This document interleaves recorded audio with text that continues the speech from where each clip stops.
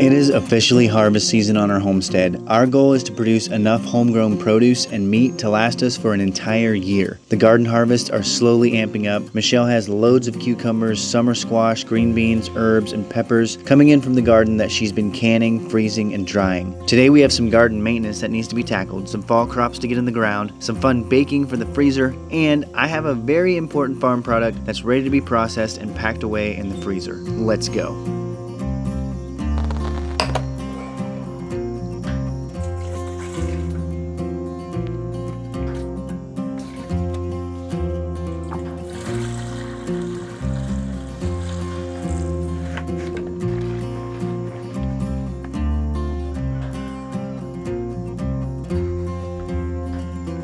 It's early in the morning here. We decided to come out here and get a whole bunch of garden stuff whacked out before it gets hot. It's supposed to be really warm today, very sunny, and it's also very humid. It's like 96% humidity, which is just absolutely miserable if you're trying to work in the garden. Everything sticks to you. It's sweaty and disgusting. So I'm going to spray my tomatoes this morning first thing before the sun comes out.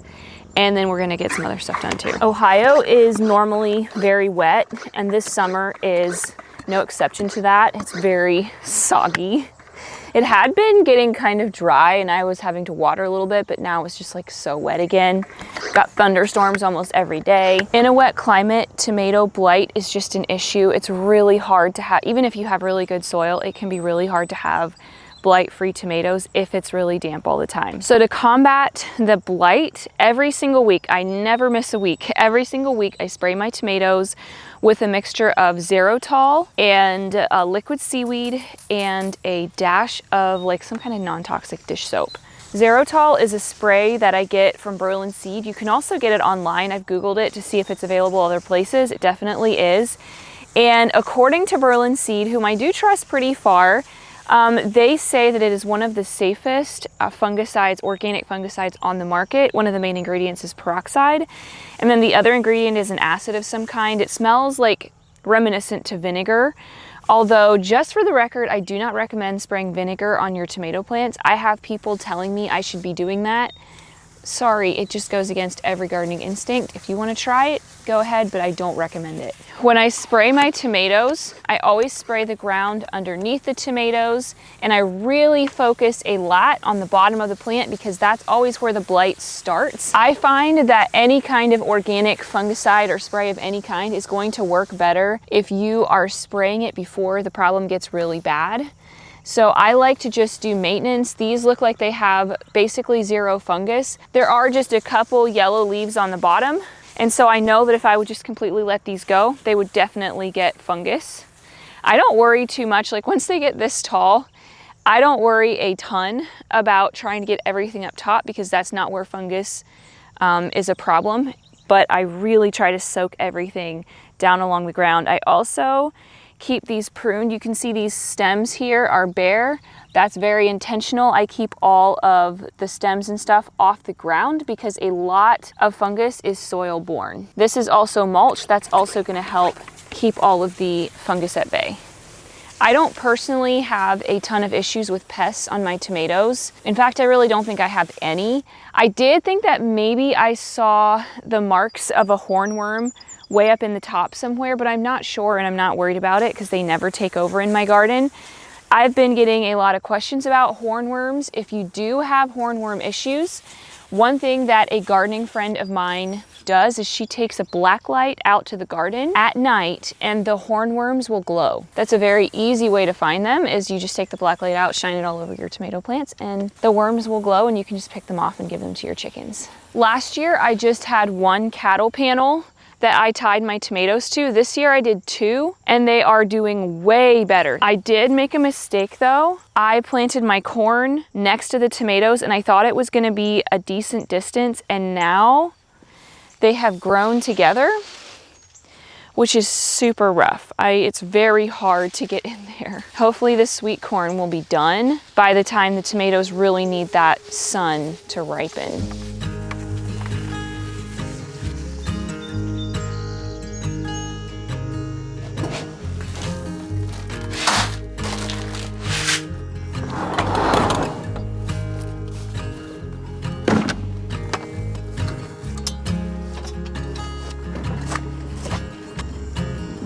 Before we keep going in the garden, we need to feed the broiler chickens. I actually sent some of them off to get butchered last night, and then I'm gonna be taking the rest of them today. But I don't want to let them go hungry until then, so I'm gonna get them fed, and then we can keep going with the other stuff in the garden.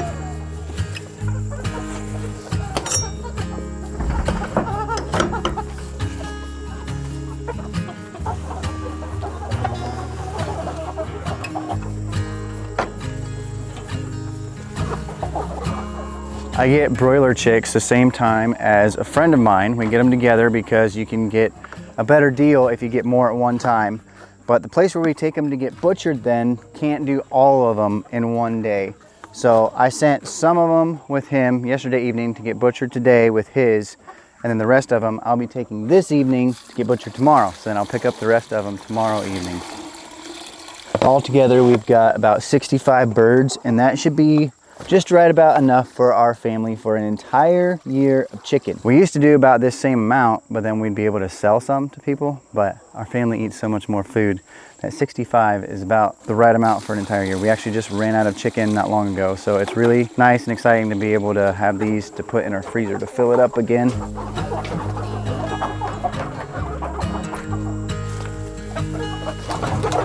Once I get back with the first set of them this evening, we'll show you how we package them and put them in the freezer and how we get them processed, how they're quartered and everything. And Michelle will give you some tips on how she uses them. Nice show. While we're out here, I just want to show you the pasture real quick, kind of what this chicken pen does. This gets moved every day.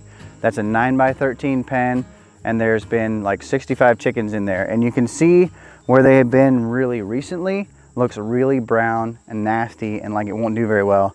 But then if we come back over here where they were, there's still like a couple brown spots, but the grass is growing back so nice and green and lush. Everything's kind of wet right now, so it kind of blends together. But when things dry out a little bit, you can tell a difference in how green the grass is where the chickens were versus where they haven't been. And it's just really cool to see. And I feel like every year, our pastures get better and better as we rotate chickens and cows over it.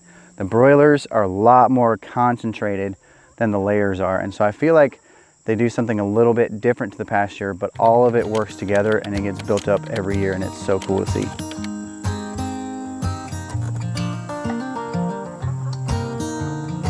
Probably noticed, obviously, that the chickens in there are brown and not white. Most people, when they raise broiler chickens, they're raising the white Cornish cross chickens. I don't really like those. They do not take as long to raise, but I feel like they just get kind of fat, obese. They actually, even if you have them out on pasture, they will just sit by the feeder and eat feed all day long. They have more problems with like leg problems, heart attack. These Rainbow Ranger chickens that we raise do so much better. They take a few weeks longer to raise. We usually raise them to about 10 or 11 weeks, but I don't know if you could tell in the camera, but those chickens are looking really, really nice. They are big, but they're not just obese. They can still walk around. They forage a lot more. You can see them in there like pecking grass and bugs. And I just feel like they're so much healthier. They're so much easier to raise. So anybody that's looking to get into raising broiler chickens, if you're a beginner, would highly, highly recommend the Rainbow Rangers. We get ours from Meyer Hatchery. We're not gonna go into a lot of detail on how we raise our broiler chickens in this video because last year when we did them, we did a full video from start to finish of how we raise them. So once this video is done, I'll put it on the end screen so you can click on that to watch it. Cody from a few hours in the future here. I just got done loading the chickens up to take them to get butchered. It is so hot out there and incredibly humid. So I came in here for a little hydration. I'm gonna put some Element in my water bottle before I leave. Element is an electrolyte drink mixed with the science-backed ratio of sodium, potassium, and magnesium. And these minerals are really important to replace in your body when you sweat, because when you're sweating, you're losing minerals, and that's what can lead to like headaches, cramps, fatigue.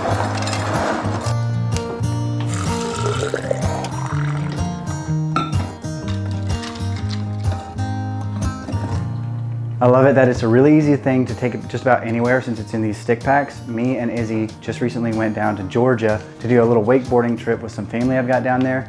And I took several of these packets along in my carry-on on the plane, and I had these there. It was so hot down there. If I think Ohio's hot, Georgia is so hot and it was humid down there. So So it's really nice having these along down there as well. I'm not the only one that thinks the Element is cool. It's used by Olympic weightlifting teams, professional athletes in like NBA, NFL, also used by FBI sniper teams. And if you want to try it for yourself, if you use the link in our description, drinkelement.com/morethanfarmers, you get a free sample pack of 8 single serving packets with any order. This is a time of year where I more or less just let the weeds go in my garden. I do a little bit of weeding here and there in my raised beds, but like in my potato patch here, you can see there's weeds. I leave those weeds alone because if I pull them up, I'm gonna be like uncovering potatoes and like uprooting things. I really keep on top of weeds when my plants are younger and not established because that's when they really need to not have that competition. But now they're established, they're fine. So I just kind of look the other way with weeds at this point. This bed of broccoli here has just been sitting here. There's not actually broccoli growing. I harvested this a long time ago and it just needs to be pulled out. I like to just leave things covering the soil because I don't like bare soil, but it's definitely time for these to go. And I want to plant another bed of green beans because unfortunately the one bed that I had isn't going to be enough to last us for 2 years worth of green beans. So I'm just gonna plant another full bed of green beans. The thing with green beans is that you can do up to like 4 succession plantings if you have a growing season like ours. First Jimmy Nardello of the season, my favorite peppers. They're sweet, they're not spicy. I'm okay with a little bit of spice on some stuff, but I love these Jimmy Nardello peppers. It's one of the few things that I'll come out of the garden and just snack on. They're so good. These things are nasty looking. Ew, they're gross. You pull them. Pro tip, if you do this, do it before they get all nasty like this. This is disgusting. Oh, that just like spit.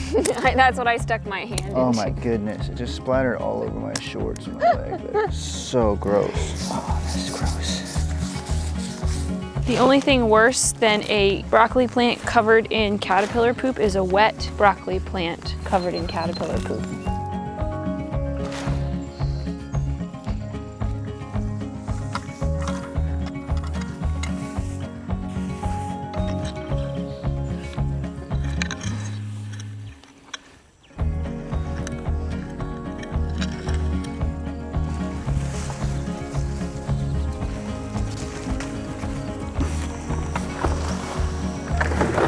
I came over here to look at these green beans. These green beans have given me a ton of beans, but I thought they were over with. But then we had a whole bunch of rain, so I decided to come check them. And now there's like a ton of green beans in here. With the second bed of green beans that I am planting right now, I always kind of hate myself later on in the season then, because usually they are ready right in the middle of just like full-on canning season. Tomato season is crazy for me with canning. That's like the bulk of my canning. I do all of our sauces and stuff for a year. And so if I have to can green beans on top of that, it makes me really tired and I'm always like annoyed that I planted another bed. But I do love green beans. We do love to eat those. They're one of our favorite vegetables and I try to only have to plant them every other year. So I am just going to plant them and we'll deal with the canning later. I got sidetracked with those green beans over there. The sun's coming out. It's crazy humid. When I plant green beans, I like to plant 2 of them right beside each other because they germinate better. At least that's what I'm told. I do it sometimes, sometimes I don't. It does take double the seeds that way. I'm going to be planting contender green beans again, and then also some burpee stringless. There are all kinds of little caterpillars in the soil. So right here is 1, 2, 3, 4, 5, 6, 7, 8, 9, 10. They are everywhere. I don't feel like they're gonna bother the green beans.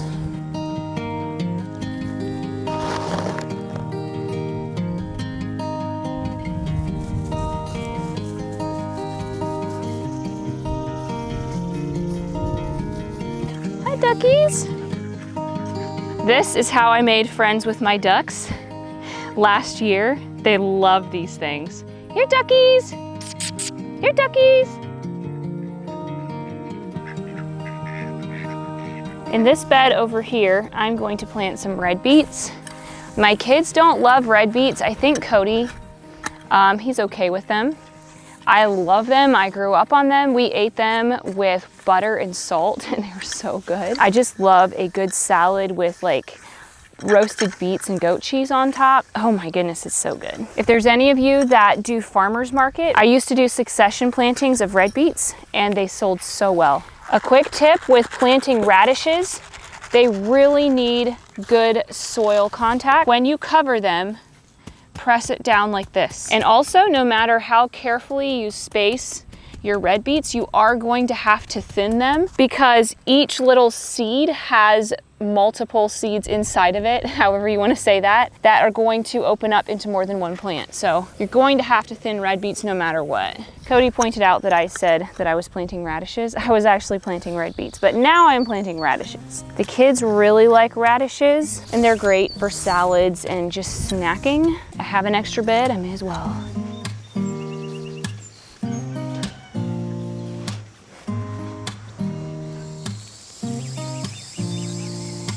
Always, always, always water in your seedlings, water in your seeds. It is getting so incredibly hot out here. I do not handle the heat. We've also been having poor air quality from Canadian fires. And so between that and the crazy humidity and the heat, I just can hardly be outside during the day. It's rough. This afternoon, I want to make a bunch of zucchini brownies to put into the freezer. Zucchini brownies are a treat that we don't often get. It's a very short season. Oh wow, there's a ton in here. So I like to just put them in the freezer. A whole summer squash will go in a 9x13 pan of brownies. That's amazing. Quick update on my back patio container garden. My little tomatoes have actually started to ripen. They are so cute. Look at that. They're like the size of a giant pea. And they're actually quite tasty. Like they're not wildly sweet or anything, but they just taste like a tomato. This plant does not look great. It really doesn't. I feel like I did not fertilize enough. I just didn't realize how not nutrient dense this soil was. But I know for the future, and I still did get food from this stuff. I have my mini cucumbers over here that are actually doing quite good. And it's so much fun. Like look at these tiny little cucumbers. So cute, and they're really good. These potatoes have now died. And so I want to dig the potatoes before they start to rot. I have no idea what to expect from these. What? I am truly amazed. I honestly am. I didn't have very high hopes because this soil just didn't seem to be growing great plants. Okay, well here's what we got from 3 potato plants. Is this as much as I would get in my garden? Absolutely not. In my garden, the ones that I'm digging off of the top for like fresh potatoes, they're like this big and like this many on just one plant. But I will say that with how the rest of the plants did, I'm glad that I got this many potatoes because I don't feel like I got a great harvest from the rest of my container garden. I should have fertilized more. And I'm going to, if I do this again, I'm going to be looking into somehow incorporating some other like real deal soil and not just potting soil in these grow bags. I pulled everything out of this container garden up here. What was left in here was kale and kohlrabi. And the kohlrabi sat here for months and just didn't do anything. It just didn't get enough sunshine. Even with fertilizing and stuff, it just sat there. The one thing though that did super well in this bed was lettuce and red Russian kale. The dinosaur kale did not do very well. Right now, I can't grow any greens out in my gardens and stuff because it's just too hot for lettuce. But it's growing pretty well up here on the porch. So I'm gonna replant this full of greens and hopefully we can have some salads here in a couple weeks. I just put a bunch of worm castings on the top here. I had some left over and this soil needs all the fertility that it can possibly get. Some of my takeaways from doing a container garden on my porch this year has been if you're going to have almost completely full shade, don't even try to grow things like red beets and kohlrabi or some of the other onions, they're just not gonna go anywhere without as much sun as they need. The things that did super well up here for me on the porch were pansies. Also tea, I did apple mint up in a basket. That did really well, and I've been having so much fun picking that fresh every evening for my tea. Chamomile did decent. I had herbs like thyme and parsley that did really well. Basically, if it's like a leafy green, it's probably gonna do well, but if you want it to actually like bear fruit of some kind, it's just not gonna work in the shade. And I mean, I kind of knew that, but I just wanted to try it out. I'm gonna start over here with some red Russian. The other mistake that I made in my container garden was planting things too close together, and so then they got aphids really bad. So I am going to be thinning these like crazy so that each individual plant can get big. This is butter crunch lettuce, and I'm gonna be thinning this stuff way down. This here is Ariana.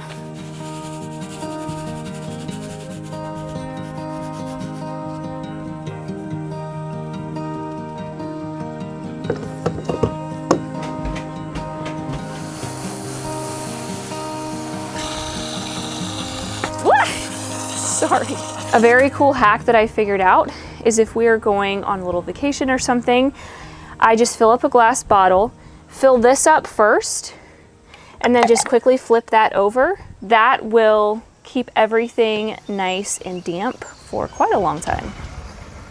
I know it's nothing new, but it's so good to see you.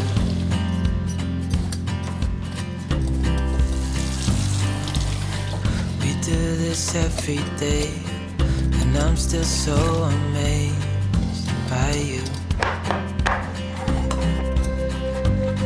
So hold me tight through the night.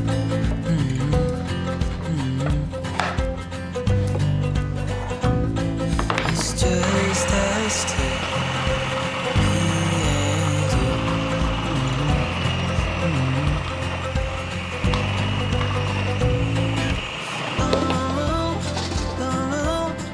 I can't believe you love me. I just feel so lucky.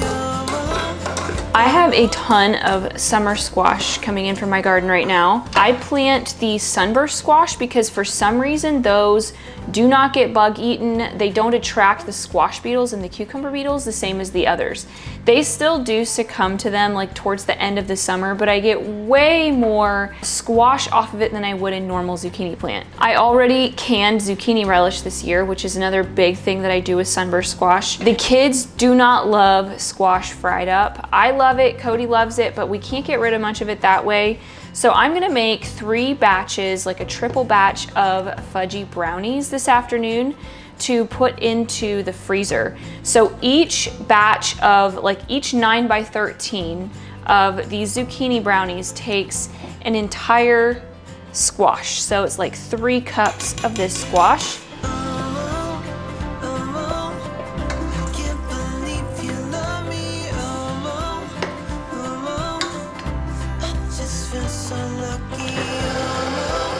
I will say I do swap out some of the ingredients in the recipe that he's gonna link. So for instance, instead of vegetable oil, I use coconut oil or avocado oil, and then I sub out the flour for whole grain flour. The shred of your zucchini does matter. You want a nice fine shred. You don't want a fat chunky shred. And you also do not want to drain the water off of the zucchini. So the moisture in the zucchini is really essential for this recipe. It starts out really dry, and then at the very end you add in the zucchini and it turns it into a batter. Also, the quality of the cocoa that you use is a big deal for this recipe. I've been making this recipe for years. I really like this organic Dutched cocoa powder from Kroger. This stuff makes a very nice fudgy brownie. Here's the texture of the brownie batter at this point. It's moist, but it's very crumbly. When you add in your zucchini, it should turn to a nice thick batter.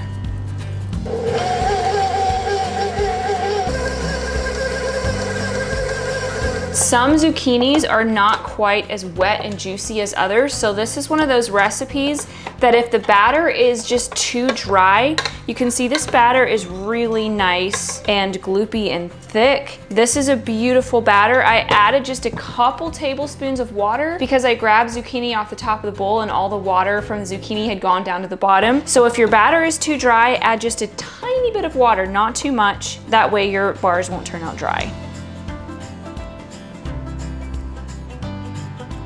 The last thing I like to do is put chocolate chips over the top. A lot of zucchini brownie recipes ask for like an icing with like 2 cups of powdered sugar and stuff on top. I prefer just to throw some chocolate chips on top. This makes them really like uber fudgy and you don't need any icing. Unfortunately, I ran out of avocado oil and coconut oil, so I'm having to use butter for the last batch, and I'm hoping that it will still be a nice fudgy brownie and not too cakey. You can definitely just like triple the recipe and make it all in one big batch.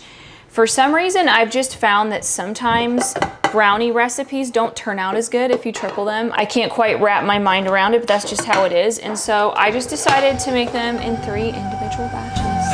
It never ends. Let's be more than friends.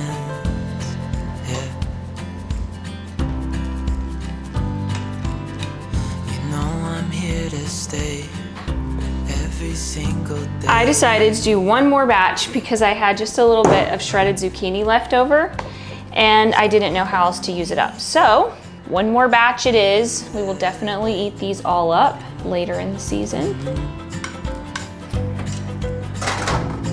It's just us two. The problem here now is that if I burn one, I burn them all.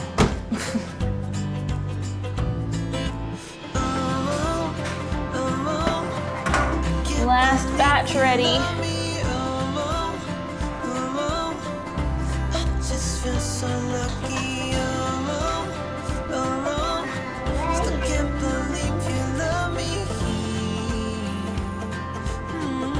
Official taste tester. First off, one thing I love about these brownies, I feel like whenever you think about zucchini brownies, you think about the ones where you got that like stringy zucchini in there, and these do not act like that at all. Oh man, I can eat way too many of these.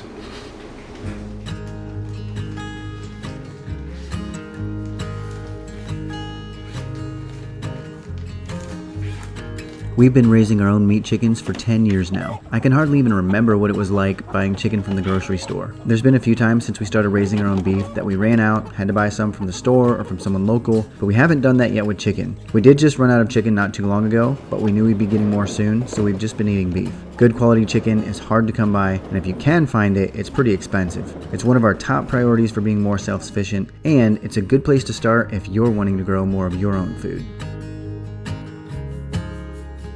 Chicken's back now. I got started to pick it up a lot later than I wanted to, so it's starting to get late, getting a little dark out here. But we don't have as many to package this evening as we will tomorrow. We've only got, I think, 13 of them here. And these are whole birds, and I'll let Michelle talk to you about that a little bit, but we want to get these packaged and get to bed as quickly as we can. These first birds I got whole. I really like to have some hens whole because it makes such a fast and easy meal. I just put a whole chicken into a roaster pan, I drizzle it with oil and seasonings, and then I put potatoes and carrots and onions around it. And I can stick it in the stove and it can be cooking all day, and it's a super, super fast meal. The rest of the chickens I'm going to be getting quartered. So basically they separate the wings and then the thigh and drumstick and then the breast pieces. And I like to put the breast pieces in separate bags just because I like to have certain meals that just take chicken breast. And then I like to have the thighs, drumsticks, and wings in another bag just for like an easy baked chicken meal. And then I like to put the necks and the backs into separate bags, and then I can just get those out, pop them into the Instant Pot for bone broth. Those pieces don't have as much meat on them, and they just make a really great bone broth. I finally got this chicken in a bag. They're big enough that they don't actually fit into 1 gallon Ziploc bag, so we put one on one end, flip it over, and put another bag on there. And it actually seals off pretty good, the 2 bags together. But this is how we do it, and it's worked for us. We keep them in the freezer for a year. We've never really dealt with freezer burn from it. I did make a mistake. I sent 13 chickens up for this round of processing, and I told them that I wanted them all whole because that's about how many we usually get whole. But I should have sent all hens so they'd be smaller. So we've got some really big chickens here, some of these, because the roosters get a whole lot bigger than the hens, but they'll still work in the roasting pan and stuff. They're just harder to fit in these bags. I feel like I'm dressing a toddler. This was a massive rooster. Like I said earlier, we're not going into a lot of detail in this video about how we raise our broiler chickens because we did full video about it last year. So I'm gonna put that on the screen right here for you to click to watch next. This sucks. Oh my goodness. Ugh. Oh. Oh, that smells so nasty.